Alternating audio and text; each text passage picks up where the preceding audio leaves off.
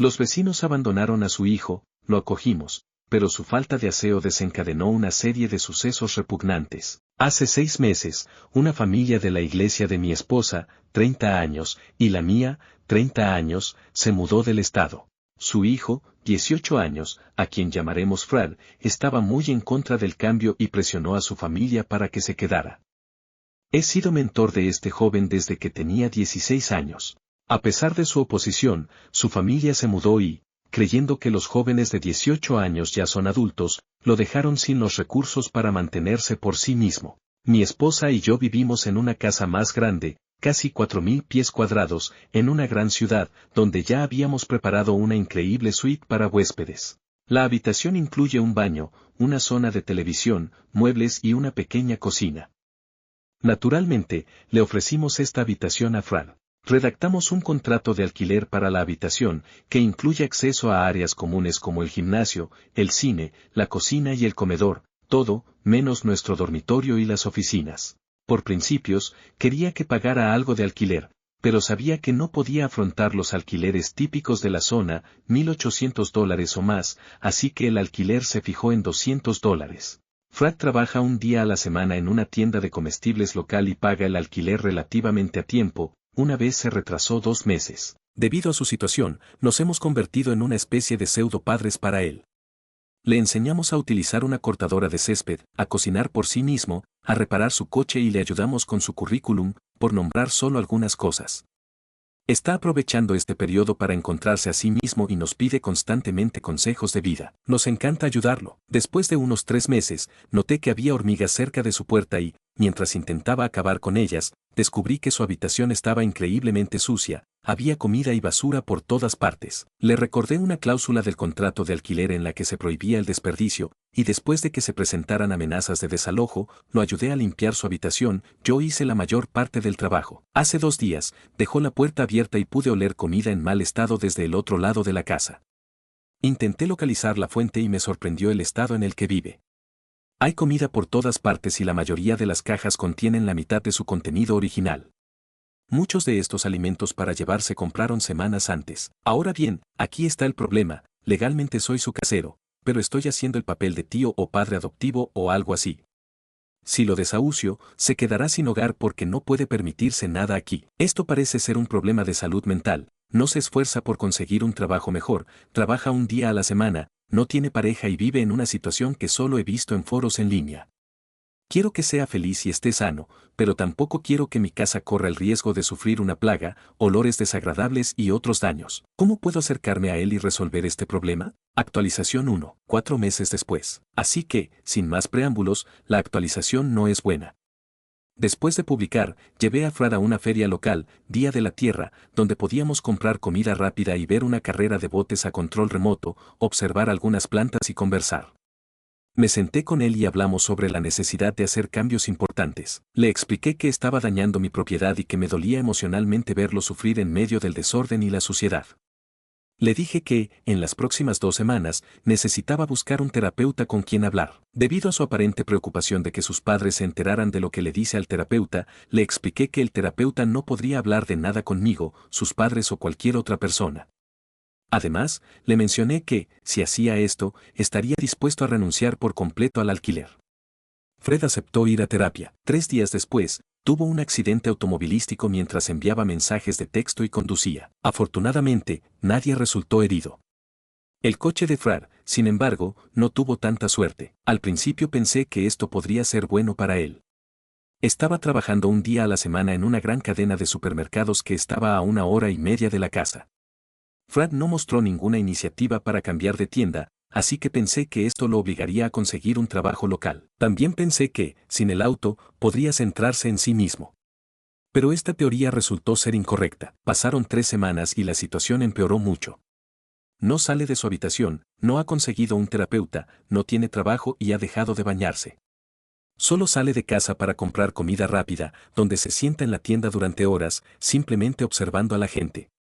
Había un olor notable que comenzaba a emanar de esa ala de la casa. Para hablar de esto con él y evaluar más a fondo lo que puedo hacer por él, lo invité a almorzar. Mientras nos subíamos a mi auto para ir a almorzar, Fred me informa que tiene que limpiar su vehículo destrozado dentro de las próximas 2 horas o lo enviarán al depósito de chatarra. Me entero de que el taller ha estado amenazando con esto durante la última semana, pero Fred no pensó que el taller de reparación hablara en serio y dejó de atender sus llamadas. Cambiamos de rumbo, llegamos al taller de reparación y lo dejé cerca de su auto para que recogiera sus pertenencias. Pasé unos 30 minutos mirando las ofertas de autos nuevos y le escribí un mensaje de texto para ver si necesitaba ayuda. No, casi termino. Volví caminando a mi auto, miré un documental durante otra media hora y le escribí de nuevo. Casi termino. Encendí otro documental de YouTube, concluyó, y le escribí de nuevo. Puedes dar una vuelta para que podamos cargar el maletero. Entré en el estacionamiento de reparación y no lo vi inmediatamente junto a su auto. Estacioné solo para encontrarme con un grupo de mecánicos hablando entre ellos. Pregunté si habían visto a Fred, señalaron la acera donde estaba Fred, en posición fetal, sollozando.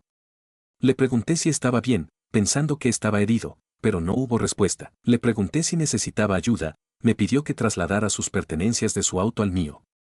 Lo que encontré en su auto fue impactante. Restos de comida, nuggets de pollo a medio comer, bebidas, hamburguesas y otros artículos de comida rápida se amontonaron en su auto hasta tal punto que me mostró exactamente cuán grave era la situación dentro de su cabeza. La comida estaba amontonada desde el piso hasta los asientos del asiento del pasajero y los asientos traseros. El desorden continuaba hasta el maletero. El olor era bastante desagradable.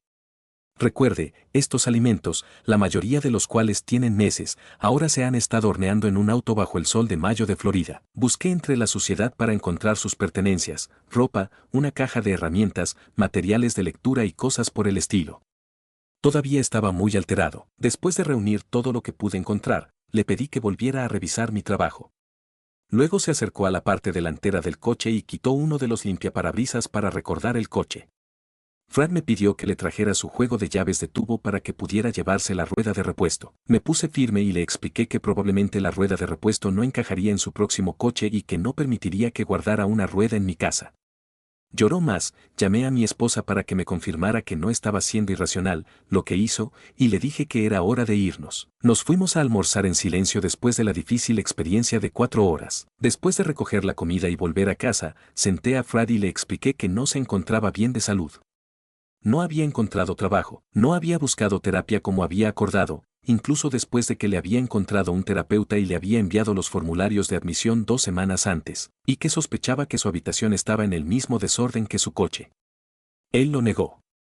Le notifiqué que inspeccionaría su habitación en 48 horas, según el contrato de alquiler. Lo que encontré en la habitación de Fred fue horrible. Estaba, como sospechaba, hecha un desastre. Había contenedores de comida apilados sobre su cama y había un pequeño camino para que pudiera llegar a la puerta. Le dije que tenía una semana para limpiarlo y redacté un aviso formal de la situación. Fred no limpió su habitación en una semana y le informé que me comunicaría con sus padres y lo desalojaría si no se mudaba antes de fin de mes, mayo. Lloró como respuesta. Sus padres estaban conmocionados. Pongo comillas porque no puedo creer que no estuvieran al tanto de su salud mental y sus problemas antes de dejar a Fred para vivir aquí, especialmente cuando los problemas eran tan graves. Cuando su padre estaba bajando, Fred huyó. Tomó un Uber y desapareció durante 24 horas. Fred finalmente regresó a casa 2 horas antes de la llegada de su padre y, como era de esperar, su habitación estaba apenas llena, así que su padre y yo limpiamos su habitación. Resulta que solo estábamos viendo aproximadamente la mitad de los escombros en su habitación. Su tocador, la mesita de noche, debajo de la cama, el armario, todo estaba lleno de comida. Nunca más volveré a comer pollo de comida rápida. El cubo de pollo que apenas consumió mi bebé de 4 meses en la cómoda es una experiencia demasiado dura para mí. Había botellas de 2 litros de orina. Mi esposa había comprado toallas nuevas para el baño que él estaba usando. No tuve el coraje de decirle que algunas fueron simplemente tiradas a la basura porque estaban cubiertas de residuos biológicos. La alfombra, nueva en la habitación, crujía bajo los pies y estaba cubierta de aderezos de pizza, salsa y otros restos similares. Su padre lloró durante el proceso. Vomité 2 veces. Fred empacó frenéticamente sus pertenencias, incluida una caja secreta que no quería que tocáramos ni lleváramos a la camioneta, un misterio cuya respuesta nunca conoceré. El desalojo tuvo éxito. Ofrecí pagarle la universidad si Fred comenzaba la terapia. Sus padres lo echaron de casa poco después de que regresara a casa y ahora vive solo en una caravana en los bosques rurales de Ohio que sus padres le compraron. La universidad comenzó hace unas semanas, no tuve que pagarle porque todavía no ha asistido a la terapia. Desde entonces hemos limpiado la habitación, hemos reemplazado la cama y gran parte de los muebles. La alfombra tuvo que recibir un tratamiento especial y probablemente hubiera sido mejor si se hubiera reemplazado por completo. Miles de dólares, trauma emocional, mucho aprendizaje y una repulsión absoluta por la comida rápida son mis conclusiones. Él no responde a mis mensajes de texto y, solo puedo suponer, que ahora soy un villano en la historia de su vida.